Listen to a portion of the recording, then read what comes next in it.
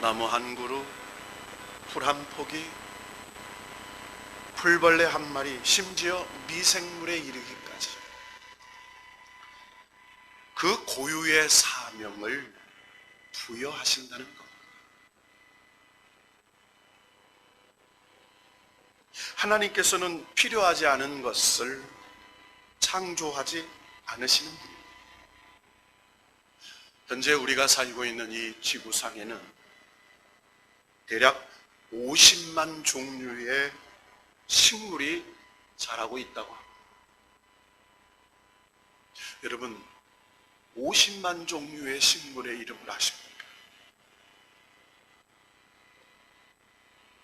그리고 20만 종류의 동물이 서식하고 있다고 합니다. 생물학적으로 보면 인간도 그 동물 가운데 한 종류에 속하는 것이죠. 그런데 그 많은 동물들과 식물들 가운데 쓸모없는 것은 아무것도 없습니다. 다만 우리가 아직도 그 역할과 사명을 모르고 있는 것뿐입니다. 일반적으로 잘 모르는 풀들을 사람들은 잡초라고 부릅니다. 그러나 하나님께서 창조하실 때에는 결코 잡초라고 창조하신 것이 아니라 꼭 필요한 식물이어서 만들었을 겁니다. 모든 식물들과 동물들이 다 자기의 역할이 있고 고유의 사명이 있습니다. 여러분, 한때 저희 어렸을 때에 흔하디 흔한 잡초라고 불렀던 쇠비름이라는 풀이 있습니다. 밭에서 참 잘 자랍니다. 그래서 농부들이 늘 귀찮은 대상으로 여겨서 김을 메고 던지는데 또 그것이 죽지 않고 또 거기서 자랍니다. 그런데 세월이 지났더니 이게 웬일입니까? 이 쇠비름이라는 잡초가 사람의 몸을 아주 좋게 하는 약초가 되어버렸습니다. 몰랐을 때는 잡초였는데 알고 보니 약초가 됐습니다. 우리가 사는 이 세상은 아는 것보다 모르는 것이 훨씬 많습니다. 식물뿐만 아니라 이 세상에 존재하는 모든 생명 있는 것은 다 그 나름대로 존재의 의미가 있고 목적이 있고 따라서 사명이 있습니다. 심지어 생명이 없는 무기물도 존재하는 이유가 있는 것입니다. 여러분, 이 미생물도 선하게 존재하죠. 여러분, 이 미생물이 있어야 나뭇잎도 썩히고 퇴비도 썩혀서 영양분이 되게 해요. 그런데 인간이 이것을 오염시켜서 오늘 우리가 고통당하는 이 코로나19처럼 변형된 잘못된 전염병으로 바뀔 수가 있다는 거예요. 생명 없는 무기물도 존재의 여유가 있는데 하물며 만물의 영장인 사람이 존재하는 목적이 없을 수가 없습니다. 성경은 악한 사람도 다 쓸 때가 있다고 말씀하고 있습니다. 잠언 16장 4절에 보면 여호와께서 온갖 것을 그 시음에 적당하게 지으셨나니 악인도 악한 날에 적당하게 하셨다. 악인도 악한 날에 적당하게 쓰신다는 거예요. 여러분, 이왕이면 악인으로 쓰임받는 게 아니라 하나님께서 쓰시는 선한 사명자로 쓰임받기를 주의 이름으로 축복합니다. 여러분, 바르게 산다는 게 뭡니까? 바르게 산다는 것은 여러 가지 기준에서 생각해 볼 수 있지만 창조주 하나님께서 존재하게 하신 목적을 따라 사는 것이 가장 중요한 것이 가장 바른 삶이라고 할 것입니다. 그러니까 하나님께서 나를 존재하게 하신 목적을 따라서 사는 것, 이것이 바르게 사는 것. 열심히 사는 것도 중요합니다. 그러나 무엇을 위한 열심이 있느냐, 이게 더 중요합니다. 여러분, 도박을 하면서 죄 짓는 열심이 있으면 그것은 죄 짓는 일밖에는 안 됩니다. 열쇠 따서 도둑질하는 것에 열심이 있으면 그것은 죄 짓는 열심입니다. 무엇에 열심이 있느냐가 더 중요하다는 것입니다. 그래서 자신의 사명을 깨닫는 것보다 더 중요한 것은 없을 겁니다. 우리나라 사람들 중에서 점치기를 좋아하는 사람들이 참 많은 것으로 알려졌습니다. 여러분, 사람이 미래의 일을 알고 싶어하는 것은 인간의 기본적인 욕구입니다. 미래에 어떤 일들이, 나쁜 일들이 안 나가기를 기대하는 것이 인간적인 바람입니다. 이왕이면 좋은 일이 많이 일어나기를 원하는 것이 사람들의 소원입니다. 그것을 나쁘다고 하는 것은 아닙니다. 그런데 놀랍게도 자기의 사명이 무엇인지 알기 위하여 점을 쳐 보았다는 사람은 없습니다. 무슨 일을 하면 돈을 많이 벌 수 있을까? 무슨 일을 하면 사업이 잘 될까? 무슨 일을 하면 앞으로 일이 잘 될까? 무슨 사업을 하면 어떻게 성공할까? 등등의 문제로 점쟁이를 찾아간다. 오늘날 교회를 찾아오는 많은 사람들도 하나님의 뜻을 구하기 위하여 교회를 찾는 것이 아니라 자기의 소원과 그리고 목적과 성공을 위해서 찾아오는 경우가 많다는 것입니다. 사실 자신의 소원을 이루기 위하여 교회를 찾는다는 것은 심각한 일입니다. 사람이 자기의 소원을 이루기 위하여 금식하고 철회하고 기도원 찾고 하는 것은 근본적으로 잘못된 신앙입니다. 물론 금식하고 철회하고 간구하고 하나님 앞에 선한 것을 이루게 해달라고 하는 기도 중요하지만 그것이 목적이 돼서는 안 된다는 것입니다.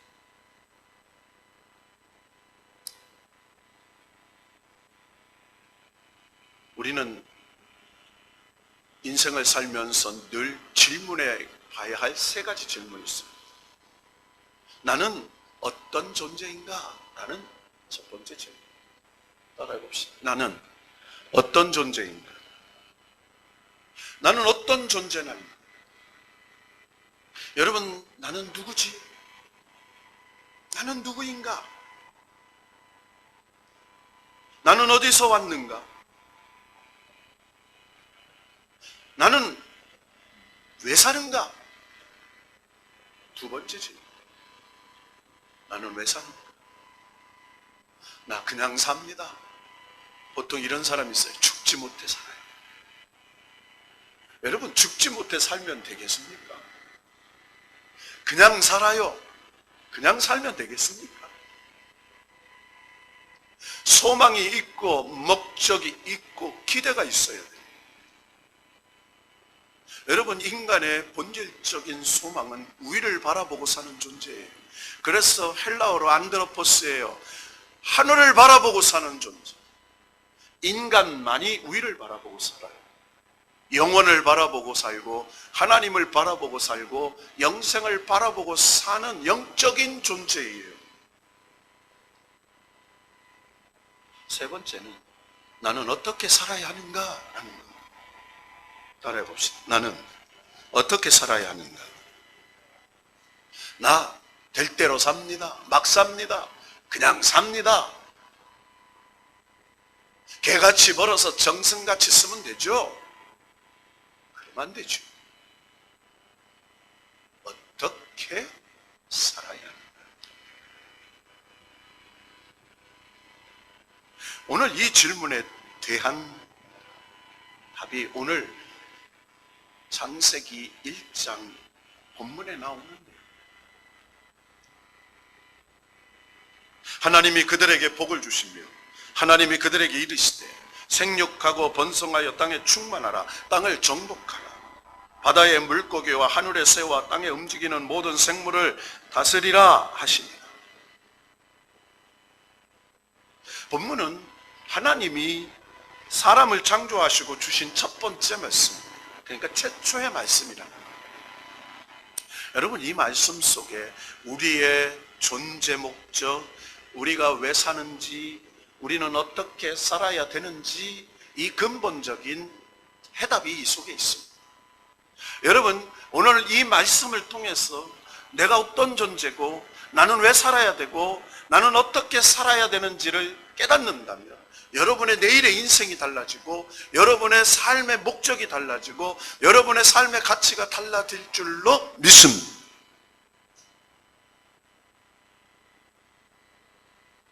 이 말씀은 곧 하나님이 하신 인간의 창조의 목적이요, 인간의 존재의 목적입니다. 그것은 생육하고 번성하여 땅에 충만하라는 것과 땅을 정복하라, 생물을 다스리라는 말씀이에요. 그런데 오늘 이 말씀을 이해하기 위해서는 앞에 있는 한 구절을 먼저 우리가 살펴볼 필요가 있습니다. 창세기 1장 22절입니다. 우리 한번 읽어볼까요? 다 같이 시작. 하나님이 그들에게 복을 주시며 이르시되 생육하고 번성하여 여러 바닷물에 충만하라, 새들도 땅에 번성하라 하시니라.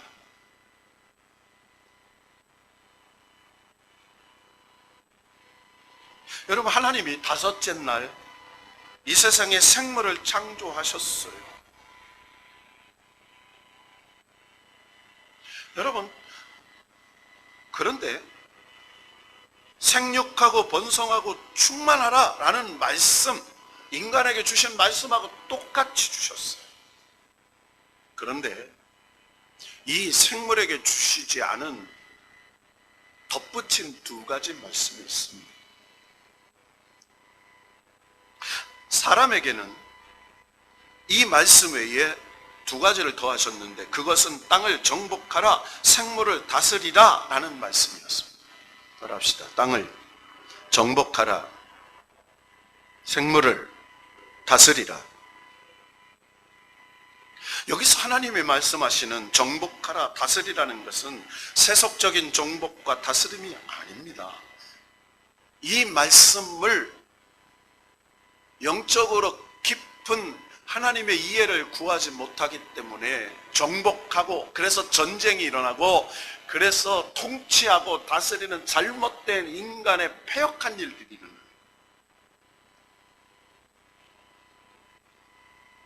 하나님의 선하신 뜻이 이루어지도록 하라 라는 말씀. 따라봅시다. 하나님의 선하신 뜻이 이루어지도록 하라. 하나님이 존재하게 하신 그 모든 것들의 존재 목적대로 선하게 이루어지도록 해라.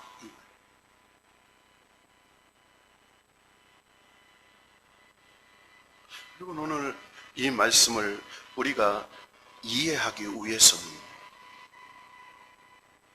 하나님께서 인간을 창조하실 때 세상의 모든 생물과 달리 인간에게만 부여해 주신 존재론적인 목적이 있어요. 바로 26절이죠.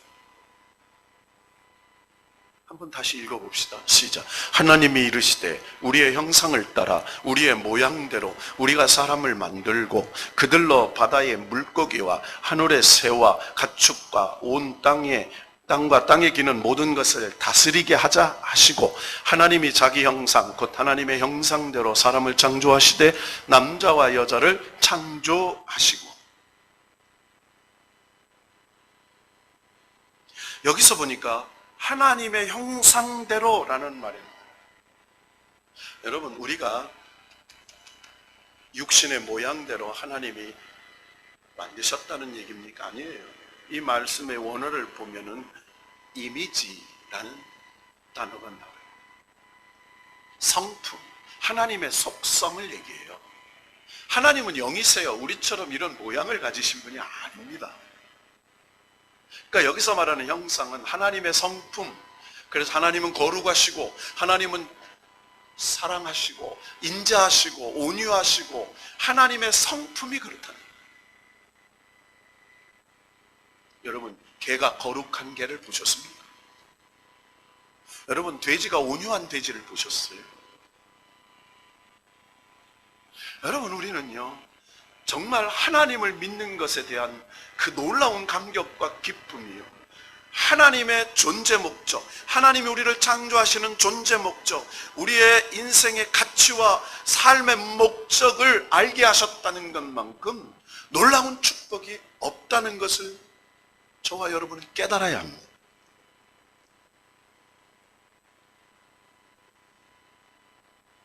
하나님의 형상이라는 것은 하나님께서 주시는 영을 말해요. 하나님이 우리에게 생기를 불어넣으시니 생명이 되었어요. 영적 존재가 됐다는 거예요. 하나님과 교제할 수 있는 영적인 존재예요. 하나님을 아버지라고 부를 수 있어요. 하나님을 하나님이라고 부를 수 있어요. 하나님 나라에서 하나님과 함께 살 수 있는 존재로 만드셨어요. 하나님의 전능하신 능력을, 유한한 인간이 하나님의 전능하신 능력을 공급받아서 그 전능하신 능력으로 죄와 싸우고 세상과 싸우고 문제와 싸울 수 있는 영적인 존재로 만들어주셨다는 거예요. 여러분, 하나님의 놀라우신 능력과 하나님의 놀라우신 역사가 저와 여러분을 통해서 나타나기를 주의 이름으로 축원합니다. 여러분, 그걸 믿어야 역사가 나타나죠.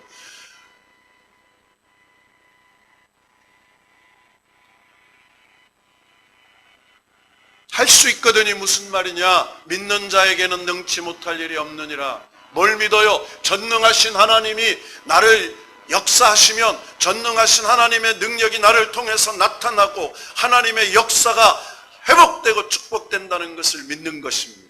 이것이 믿음이에요. 하나님이 여러분과 함께 하신 줄로 믿습니다. 하나님이 여러분의 가정과 함께 하실 줄로 믿습니다. 하나님이 여러분의 자녀들과 함께 하실 줄로 믿으시기를 축원합니다. 이게 믿음이에요. 하나님의 영적인 존재로 만드셨어. 여러분, 하나님께서 이름을 붙여주신 존재는 사람밖에 없어요. 오늘 보니까 27절에 남자와 여자를 창조하시고,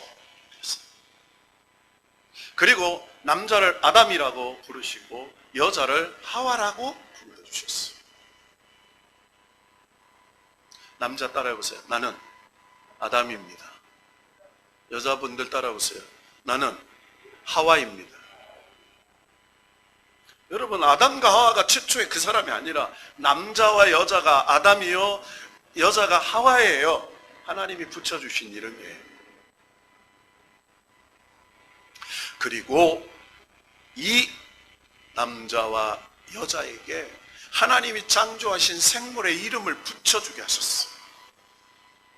여러분, 성경을 보면 하나님께서 택하시고 부르시고 하나님의 어떤 사명과 목적을 주실 때마다 이름을 바꿔주시는 걸 봐요.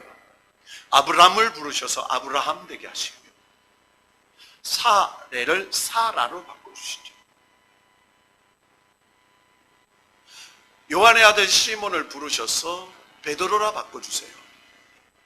사울을 바울로 바꿔주세요. 성경에 보면 하나님께서 사명을 주실 때마다 이름을 개명시켜주세요. 자, 그러면서 오늘 하나님께서 인간에게 이런 사명을 주셨는데, 하나님께서 첫 번째 하신 말씀, 자 20절 28절을 한번 다시 읽어봅시다. 시작. 하나님이 그들에게 복을 주시며 하나님이 그들에게 이르시되 생육하고 번성 양에 충만하라. 땅을 정복하라. 바다의 물고기와 하늘의 새와 땅에 움직이는 모든 생물을 다스리라 하시니라. 아멘.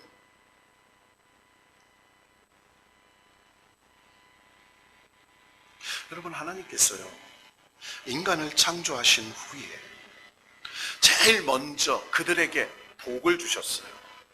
여러분, 우리 이걸 알아야 돼요. 우리 옆 사람 축복해 봅시다. 당신은 복된 사람입니다. 여러분, 앞으로 복을 주시는 게 아니에요. 하나님이 인간을 창조하신 후에 제일 먼저 하신 일이 복을 주셨어요. 그러니까 복을 주시며 이렇게 말했어요. 여러분, 우리가 하나님의 놀라운 복을 누릴 수 있는 출발점이 나는 복된 존재구나 라는 걸 깨닫는 거예요. 따라합시다. 나는 복 있는 존재다. 나는 복된 존재다. 나는 복된 삶을 사는 사람입니다. 여러분, 우리가 이 말씀을 좀 이해하기 위해서는 이것에 대해서 잘못 이해하면 행복론으로 빠지게 돼요. 여러분, 우리가 소위 얘기해서 이 행복이라는 것과 하나님이 주시는 복의 개념이 달라요. 물론 하나님은 우리를 행복한 삶을 누리게 하셨어요. 그런데 여기서 행복이라는 것은 늘 기쁘고 내 만족을 누리는 그런 것이 아니에요. 성경에 보면 행복이라는 단어가 11번 나오는데,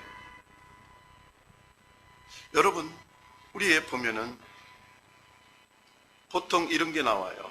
happiness, happy 이렇게 나와요. 그런데 성경에 우리가 알고 있는 그런 영어적인 표현이 아닙니다. 행복을 의미하는 히브리어 단어는 에슈레라는 단어예요. 구약 성경에 45에 나옵니다. 헬라어에는 마카리오스 이렇게 나와요. 이건 뭐냐면 복된 이런 말이에요. 따라합시다. 복된. 여러분, 행복하여라 라는 말과 복되어라 라는 말은 다릅니다. 복되다는 말은 하나님이 돌보시고 하나님이 인도하시고 하나님이 책임져 주시고 하나님이 역사하시는 존재라는 말이에요. 이게 복된 존재예요. 근데 우리는요, 이 복이라는 단어와 행복이라는 단어를 믹서시켜 생각 아니에요. 여기서 우리가 인간이 생각하는 왜곡된 행복이 뭔 줄 아십니까? 자기 기쁨을 누리고 자기 만족을 누리는 그런 것을 이야기해요. 우리 여기서 한 가지 우리는 질문해 보고 넘어가야 할 필요가 있어요. 옆 사람 바라보시고 행복하십니까? 질문해 보세요. 여러분, 이렇게 물으면요, 행복합니다 라고 자신 있게 대답할 사람들이 뭔가 행복하지 않은 일이 있어요. 삶 속에. 질병일 수도 있고 자녀의 걱정일 수도 있고 내 삶의 미래일 수도 있고 내 어떤 인간적인 감정에 무거운 것이 있을 수 있어요. 여러분, 행복하십니까? 이 질문에 우리는 복된 존재입니다 라는 의미를 깨두면 진정으로 해피니스 할 수 있다는 거예요. 하나님이 나를 돌보고 계셔. 내가 질병 중에 있어요. 그러나 하나님이 나를 돌보고 계셔. 내가 실패 중에 있어요. 하나님이 나를 돌보고 계셔. 내가 어려움 중에 있어요. 하나님이 나를 돌보고 계셔. 내가 고난 중에 있어요. 하나님이 나를 인도하고 계셔. 내 자녀가 지금 역경 중에 있어요. 그러나 하나님이 그를 단련하신 후에 정금 같게 나오고 하고 계세요 라고 믿는 것이에요. 이게 복된 존재예요. 따라합니다. 복되어라. 복되어라. 여러분, 우리가 성경에 보면 팔복이 나옵니다. 복 있는 자는 이렇게 나오죠. 여기서 우리는 행복론에 대한 함정을 한번 찾아봐야 돼요. 여러분, 첫째, 행복주의에 물들면 감정에 휘둘려 살아요. 뭐에 휘둘려 산다고요? 감정. 행복주의는 기분 좋게 하는 feeling good, feel 감정을 기분 좋게. 그래서 행복을 연구하는 긍정심리학에서는 기분 좋게 하는 생활 습관을 연구하고 발표하는, 그래서 뇌과학자들은 기분 좋게 만드는 화학 물질과 물리작용을 연구해요. 그래서 여러분요, 돈이 많고 유명해지면 프로폴럼이라는 걸 맞아요. 여러분, 마약을 합니다. 여러분, 그래서 우리의 감정을 기분 좋게 하는, 여러분 한 가지 알으셔야 돼요. 감정이라는 것은 우리 인생을 맡길 만한 대상이 아니에요. 감정에는 분별력이 없기 때문에. 여러분, 감정엔 뭐가 없다고요? 분별력이 없어요. 좋으면, 여러분 사람이요 뿅 가면요, 야 그렇게 좋아? 그러잖아요. 여러분 한눈에 가는 거 있잖아요. 한눈에. 저도 한눈에 갔어요. 여러분도 한눈에 가잖아요. 한눈에 가. 분별력이 없는 거예요. 감정은 옳고 그름을 따지지 않고 기분 좋게 하는 것이며 무엇이든지 받아들입니다. 여러분, 그래서 마약에 빠지고 도박에 빠지고 폭식에 빠지고 여행에 빠지고, 여러분 요즘에 젊은이들이요 아르바이트해서 세계 여행을 떠나요. 그리고 몇 년을 돌아다니고 돌아오면요 때를 놓쳐버렸어요. 여러분, 이거 굉장히 어리석은 겁니다. 공부하고 미래를 준비할 때 아르바이트 해가지고 배낭여행을 떠나요. 이것은 인생을 즐기는 게 아니에요. 인생을 망치는 거예요. 기분 좋은 대로 다 내주어 줄 것처럼 말하고 행동하다가 망하게 되는 거예요. 두 번째, 행복주의는 하나님을 망각하게 만듭니다. 누구를 망각하게 해요? 행복주의는 잡을 수 없는 것을 잡으려고 분투하게 만들기 때문에, 행복을 보장해 줄 수 없는 것을 잡으려고 분투하고 만들기 때문이에요. 목표를 잘못 잡고 방향을 잘못 잡고 잘못 잡은 목표를 향해서, 그리고 잘못 잡은 방향을 향해서 달려가요. 그래서 하나님을 망각해요. 시간이 없어서 세 번째로는, 행복주의는 인생의 목적을 잘못 선정하게 만듭니다. 행복주의는 행복감을 느끼지 못하게 만드는 요소들을 제거하거나 회피함으로써 행복감을 최대로 끌어올리는 것을 목적으로 삼습니다. 여러분, 행복의 추구라는 말을 다른 말로 고난으로부터의 도피, 이렇게 말을 바꿀 수 있어요. 여러분, 죄의 문제를 원천적으로 해결받기 전까지는 고난은 인생에서 완전히 없어지지 않습니다. 한 가지 말씀드릴까요? 고난 없는 인생은 없다는 거예요. 여러분 알고 사세요. 여러분이 사는 동안은 고난이 있습니다. 그러나 이 고난을 하나님의 말씀과 믿음의 능력으로 이길 줄로 믿습니다. 이게 신앙생활이에요. 죄와 사망과 그리고 우리를 유혹하는 사단과 싸워서 이길 수 있는 믿음을 하나님이 주시는 거예요. 그래서 성령이 내 안에 계시고, 성령이 내게 능력 주시고, 성령이 내게 믿음 주시고, 성령이 내게 역사하셔서 세상과 싸워 이기게 하실 줄로 믿습니다.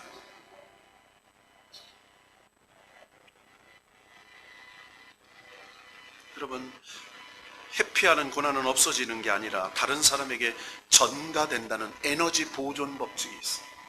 여러분, 우리가 걸어갈 때 많이 걸으면 다리가 아프잖아요. 그런데 옛날에 양반들이 뭐에 타고 가요? 가마에 타고 가잖아요.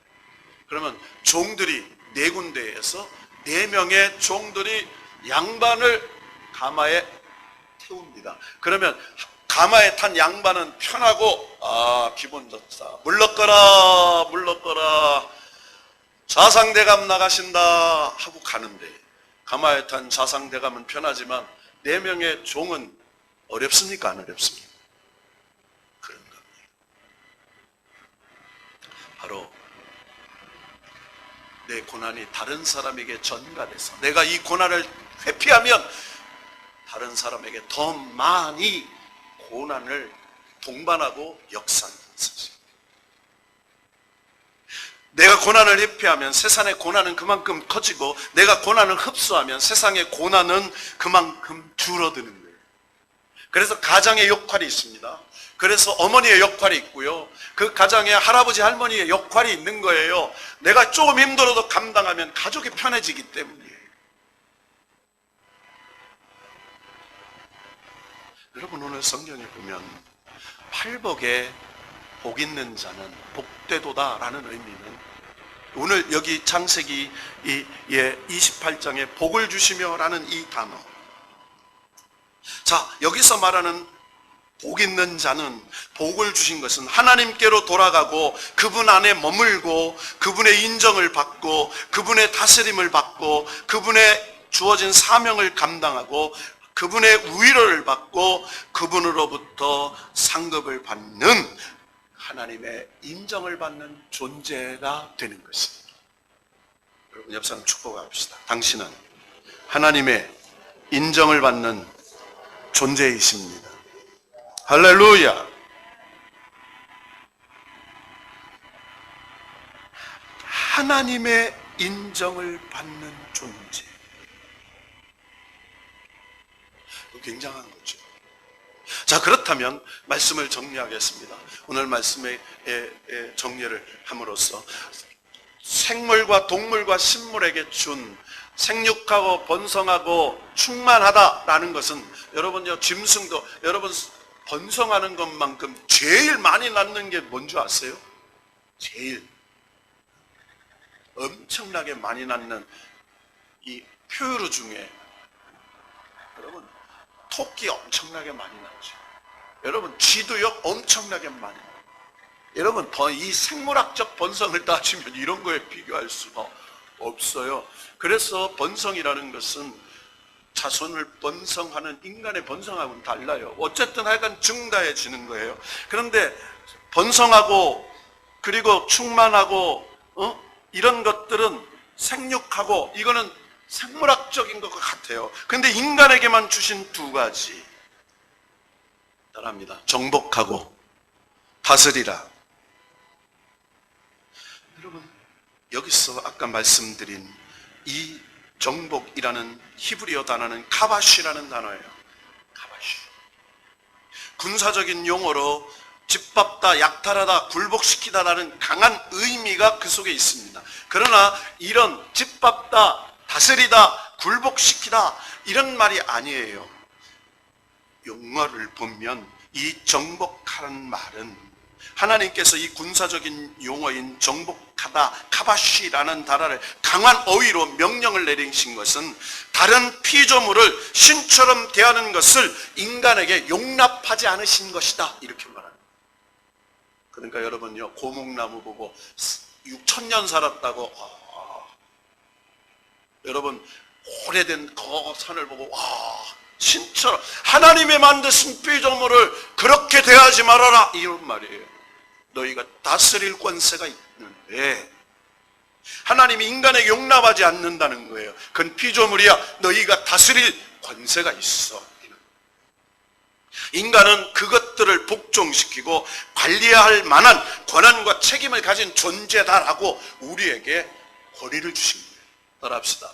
모든 세상 만물을 다스릴 권세를 주셨습니다. 여러분, 우리가 이거를 생각하면요, 여러분, 이 호수공원 있잖아요. 호수공원, 저게 누구 거예요? 저 호수공원 누구 거예요? 우리 거예요. 그죠? 저 안산시청 게 아니에요. 대한민국 게 아니에요. 하나님 겁니다. 그래서 우리 집 앞마당이에요. 이영균 장로님 앞마당이에요. 오이도 앞바다에 있는 오이도 섬이 누구 거예요? 우리 거예요. 소유의 문제가 아니에요. 하나님의 소유의 문제예요. 통치의 문제예요. 굉장히 중요한 말입니다, 이게. 이것을 깨달으면요, 소위 몇 평짜리 아파트, 몇 평짜리 땅에 얽매이지 않아요. 하나님의 소유예요. 여러분, 이 세상에 등기부가 영원한 건 아무도 없어요. 한 세대가 가면 다음 세대가 가고 다음 세대가 가면 또 다음 세대가 가요. 소유는 하나님께 있어요. 그래서 하나님께서 땅을 7년마다 회년시키시고 50년마다 하시는 역사가 있는 거예요. 인간은 청지기 역할을 하는 거죠. 따라합니다. 정복하라.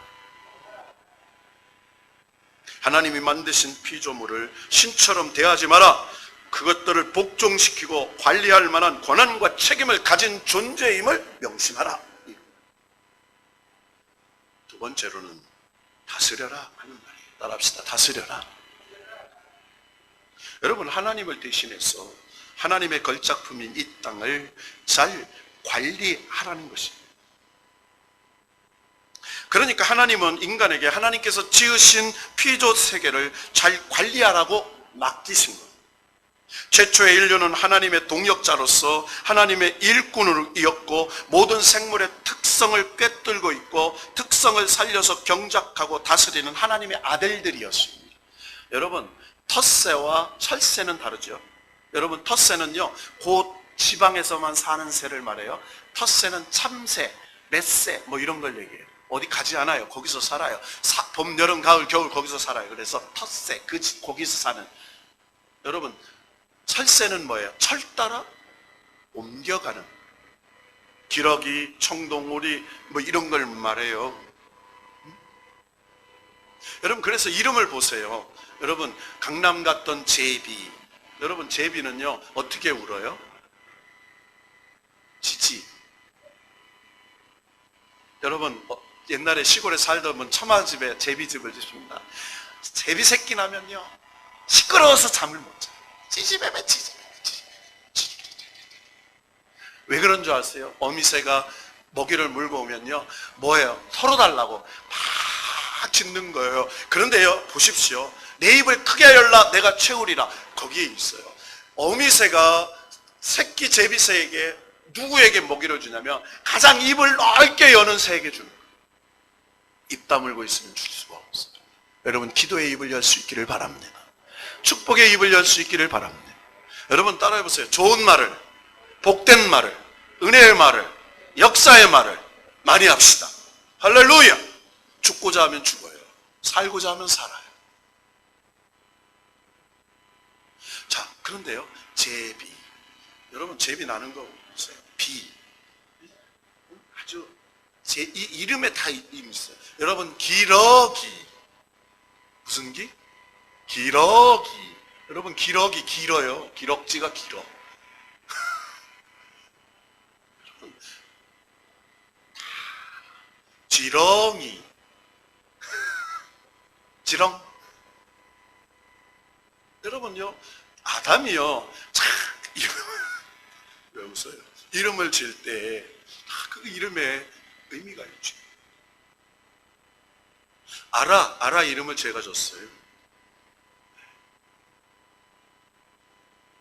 아주 깊은 의미가 있습니다. 알다, 야다, 하나님의 은혜와 하나님의 축복, 하나님의 지혜를 넓게 알았어. 하나님의 그 놀라운 것, 그 복합적인 의미 그 속에 있습니다.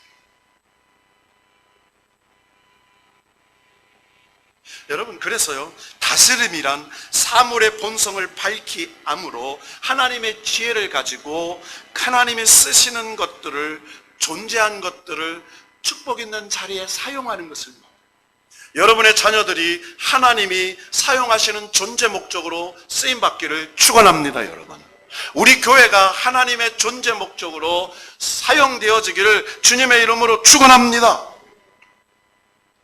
탐욕스러운 인간, 탐욕한 인간, 죄악된 인간들은 하나님의 모든 세계를 그 본성대로 사용하지 않고 욕심으로만 대함으로 인해서 하나님이 지으신 모든 세계가 신음소리를 내고 탄식하는 자리로 떨어지고 있다. 그래서 로마서 8장 19절에 피조물에 고대하는 바는 하나님의 아들들이 나타나는 것이니, 그래서 피조물이 탄식한다 이렇게 나. 여러분, 이 하나님의 존재론적인 목적으로 잘 다스리는 나라 중에 대표적인 나라가 뉴질랜드예요. 여러분, 뉴질랜드 가면 너무 자연이요 잘 관리합니다. 마을의 한 가운데에요 물이 흘러요. 그런데요 그 물을요 떠먹어도 될 정도. 여러분, 뉴질랜드 가면 이 일회용 500ml짜리 물 한 통을 사서 먹고요 버리질 않아요. 뭘로요? 가는 곳마다 물을 받아서 먹습니다. 강물을 떠서 먹고요, 시냇물을 떠서 먹고요, 식당에서 주는 물을 담아서 먹고, 그게 다 생수예요. 얼마나 자연을 잘 관리했는지. 우리나라처럼 막 8차선 대로 없습니다. 그렇게 산을 깎아내지 않아요. 나무를 자르지 않아요. 다스리고 있는. 여러분, 스웨덴, 덴마크, 노르웨이를 가보세요. 얼마나 자연을 잘 다스리고 있는지 몰라요. 하나님의 존재론적인 목적. 말씀을 정리합니다. 여러분, 저와 여러분에게 주신 사명이 뭐예요? 오늘 청년주의를 맞이해서 사랑하는 젊은이들이요, 하나님께서 여러분에게 주신 사명을 발견할 수 있기 바라요. 하나님이 여러분에게 주신 사명은 정복하고 다스리는 사명. 하나님께서 주시는 영적인 권위를 가지고 이 세상의 피조물을 하나님 신적인 존재로 섬기는 게 아니라 하나님께 영광 돌리는 존재로 정복하고, 그리고 이 세상의 모든 것들의 존재론적인 목적을 가지고 그들을 잘 섬김으로 말미암아서 하나님께 영광을 돌리는 하나님의 놀라운 존재론적인 목적을 이루는 하나님의 통치자로서의 역할을 감당하는 거예요. 사랑하는 예수비전교회 여러분, 우리 나순례 권사님, 이영균 장로님 80이 넘으셨어요. 인생을 뒤돌아보면 잠깐이었을 거예요. 장로님 잠깐이죠? 권사님 잠깐이죠? 경전 같다고 그래요. 그렇게 고난을 이기며 살았어요.